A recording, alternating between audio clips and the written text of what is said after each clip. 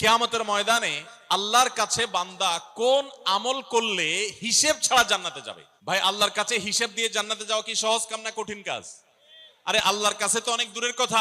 আপনি যে প্রতিষ্ঠানে চাকরি করেন তার মালিকের কাছে, উপরস্থ বসের কাছে একেবারে পুঙ্খানুপুঙ্খ করে প্রতিটা পয়সার হিসাব দিয়ে একদম সবকিছুতে পারফেক্টনেস প্রমাণ করা, এটাই তো একটা কঠিন কাজ, দুঃসাধ্য কাজ।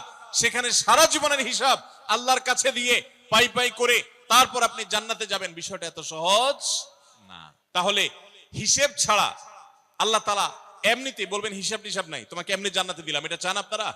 দেখুন কোরআনে কারীম আল্লাহ তাআলা বলছেন, ইন্নামা ইউওয়াফাস সাবিরুনা আজরাহুম বিগাইরি হিসাব। আল্লাহ বিনিময় দেওয়ার ক্ষেত্রে, সওয়াব দেওয়ার ক্ষেত্রে দুনিয়াতে যারা সবরকারী হবে, যারা ধৈর্যশীল হবে, যারা সহিষ্ণু হবে, যারা নিজেকে নিয়ন্ত্রণ করতে পারবে, এই সবরকারীদেরকে আল্লাহ তাআলা হিসেব ছাড়া দিবেন, তাদেরকে সওয়াব দিবেন হিসেব ছাড়া।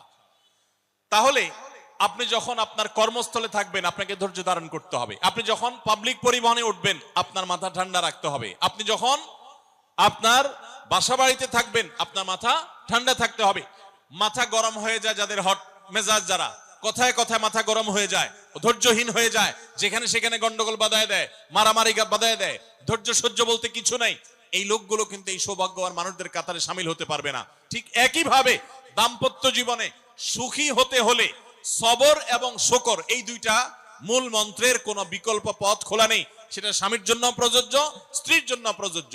স্বামী হিসাবে আপনি স্ত্রীর অনেক অনিয়মতা দেখতে পাবেন, অনেক কিছু দেখতে পাবেন, আপনার আকাঙ্ক্ষা, আপনার চাহিদা, প্রত্যাশার বিপরীত, আপনাকে সবর করতে হবে।